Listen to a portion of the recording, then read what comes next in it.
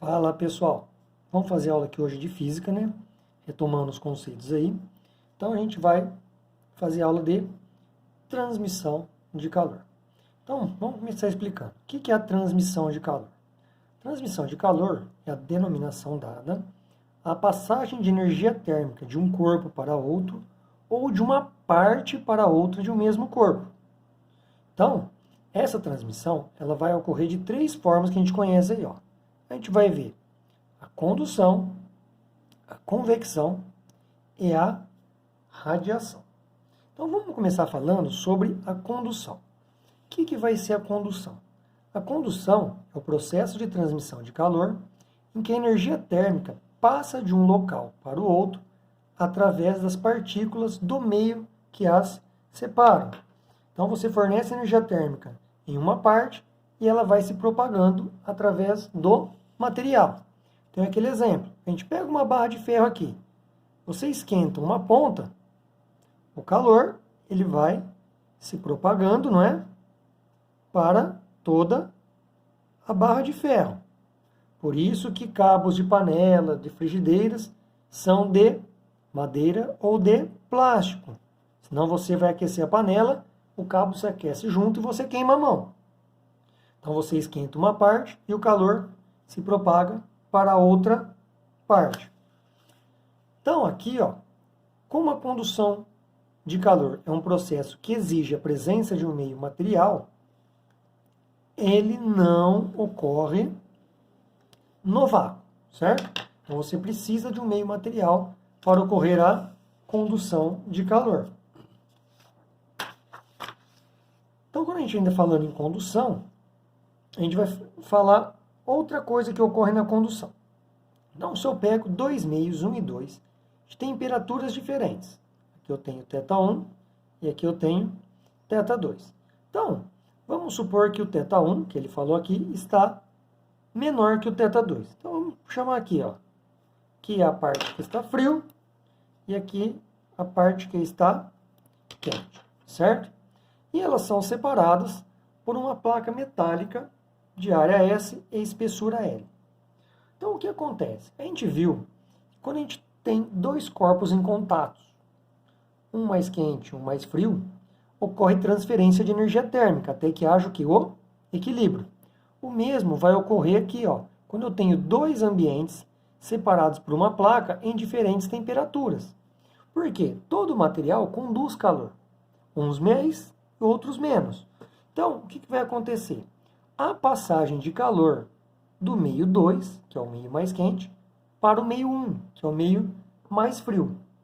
Essa passagem de calor de um meio para o outro, através da placa que o separa, a gente vai chamar isso aqui de fluxo de calor.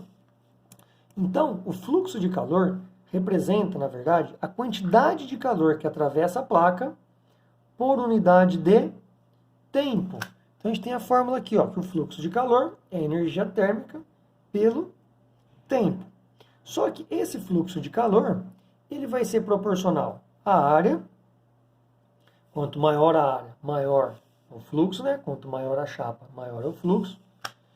Ele vai ser proporcional à diferença de temperatura e também a esse C, que é uma constante de proporcionalidade característica de cada material. E também inversamente proporcional à espessura L. Então, olha lá, ele é inversamente proporcional à espessura L e diretamente proporcional à área e à diferença de temperatura. Quanto maior for a espessura, né, mais difícil vai ser para passar o calor. Então, a fórmula do fluxo, a gente pode escrever que é a energia térmica por tempo, ou C vezes a área, vezes o Δθ, pela espessura. Esse C aqui, ó, que é a constante de proporcionalidade característica de cada material, é o que a gente vai chamar do quê? De coeficiente de condutibilidade térmica. Então, é esse coeficiente que vai nos dizer o seguinte, que se um material é bom condutor ou mau condutor de calor. Então, a gente nota o seguinte, ó, que para S, Δθ e L iguais, Quanto maior for o C, maior será o fluxo de calor. Então, um material que o C é grande, vamos dizer que ele é o quê? Ele é um bom condutor de calor. Um exemplo, os metais em gerais. Se o C de um material é pequeno, diremos que esse material é um mau condutor de calor. Então, quando um material é um péssimo condutor de calor, a gente costuma chamar ele de isolante térmico. Então, como exemplo de isolante térmicos, a gente cita o quê? O isopor, cortiça, borracha, madeira, parede de tijolo, mica, lã, que é aquela velha história. Por que no inverno a gente se cobre com um cobertor? Não é o cobertor que vai esquentar a gente, certo? O cobertor também aqui é um isolante térmico. Ele vai impedir o quê? Ele impede que o calor que sai do nosso corpo se espalhe para o ambiente, permanecendo o calor que a gente emana do corpo próximo a nós mesmos. Então, a ideia do cobertor ou da roupa de frio é funcionar o quê? Como um isolante térmico. Então, essa é a parte de condução. A gente vai ver agora a parte de convecção. Então, vamos pegar uma sala aí, ó, que você liga um aquecedor elétrico na parte inferior. Então, a gente sabe que o ar quente ele é menos denso. Então, com isso, ele sobe e o ar frio é mais denso. O que vai acontecer? Conforme o meu aquecedor ele vai aquecendo o ar, esse ar quente vai subindo e o ar frio vai descendo. Quando o ar frio desce, ele é aquecido pelo aquecedor, ele sobe. E o ar quente que subiu chega lá em cima, com o tempo ele vai se resfriar e desce. Então a gente acaba fazendo um ciclo, não é? Entre o ar quente e o ar frio. Esse ciclo é o que a gente chama de convecção térmica. Então, a gente vai definir a convecção da seguinte forma. Podemos dizer que convecção são movimentos de massas fluídas, líquidos, gases e vapores, que trocam de posição. Então, a convecção, como ela é um movimento de massas fluídas, ela não ocorre no vácuo e nem nos sólidos. Não tem como sólidos ficarem trocando de posição. E aí a gente pode ter a convecção natural, quando é ocasionada por diferença de densidades, certo? Entre massas fluídas, ou forçadas, quando é ocasionada por bombas ou ventiladores. Então aí, ó, continuando essa parte, ó, a gente tem um exemplo aqui, ó, de convecção. Um aparelho de ar-condicionado ou um aquecedor elétrico. Então, a gente vê o seguinte. O ar-condicionado, ele deve ser instalado no teto. Por quê? Porque o ar frio é mais denso. Aí ocorre aquela história, né? O ar frio desce, o ar quente sobe. Conforme o ar quente sobe, ele é refrigerado no ar-condicionado e desce novamente. Ocasionando o quê? Um ciclo de ar aí, ó, entre o ar quente e o ar frio.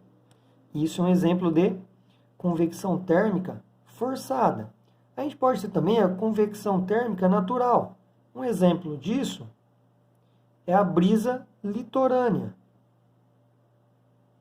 Por quê? Se a gente pegar de dia, a areia esquenta mais rápido que a água, fazendo com que o ar próximo à areia sobe. Quem vem ocupar dele, o lugar dele, é o ar vindo do mar. Então, de dia, a brisa marítima sopra do mar para o continente. De noite, é o contrário. Da mesma forma que a areia se aquece mais rápido, ela também se refrigera mais rápido. E aí o ar quente, próximo à água do mar, vai subir. Quem vem ocupar o lugar dele é o ar frio do continente. Então, de noite, sopra do continente para o mar. Então, são exemplos de convecção. Um outro tipo agora de condução de calor que a gente vai ver é a radiação. A radiação é o processo de transmissão de calor através de ondas eletromagnéticas, ondas de calor. Então, a energia emitida por um corpo propaga-se até o outro através do espaço que as separa. Então, é uma forma de calor por ondas eletromagnéticas, certo? Então, ela é feita também pelo espaço. Então, a gente define o seguinte: como é uma transmissão por ondas eletromagnéticas, ela não exige a presença do meio material para ocorrer. E se não exige a presença do meio material, a radiação ocorre em meios materiais e também no vácuo, que é como a radiação da luz solar chega até a Terra, pelo vácuo. Só que não são todos os meios materiais que permitem propagação de ondas de calor, certo? Então, no vácuo sempre vai ocorrer. Agora, nos meios materiais, não são todos que permitem por radiação. Então, a gente vai ter dois tipos de meios aí. Ó. A gente vai ter os meios diatérmicos, que permitem propagação de ondas de calor através deles. Um exemplo disso, ar atmosférico, né? Porque a energia do Sol, ela vem pelo espaço, que tem o vácuo, chega na Terra, e na Terra, pela atmosfera, ela tem o ar atmosférico. E temos os meios atérmicos, que não permitem a propagação das ondas de calor. Um exemplo deles é parede de tijolos. Um bom exemplo aí que envolve todas as formas de transmissão de calor é a garrafa térmica.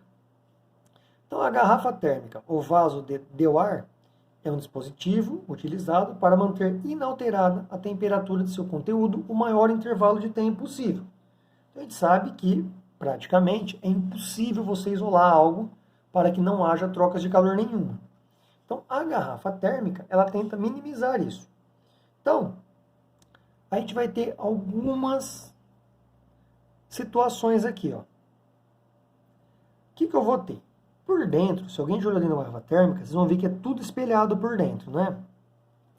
Então, entre essa camada espelhada, há uma outra. A gente fala que é uma parede dupla de vidro espelhado. E entre essas paredes espelhadas há o vácuo. Esse vácuo impede o quê? Ele impede condução de calor e também convecção. Por quê? A condução e a convecção não ocorrem no vácuo. E por que a parede é espelhada? Porque a radiação, como ela é feita por ondas eletromagnéticas, ela se reflete no espelho. Então, a parede espelhada impede a radiação. E a tampa, ela é fechada para impedir troca de calor com o ar frio de fora. Então, a tampa impede a convecção. Então, a garrafa térmica foi feita pensando em minimizar as perdas de calor pelos 3 tipos de condução de calor que a gente tem aí. Ok?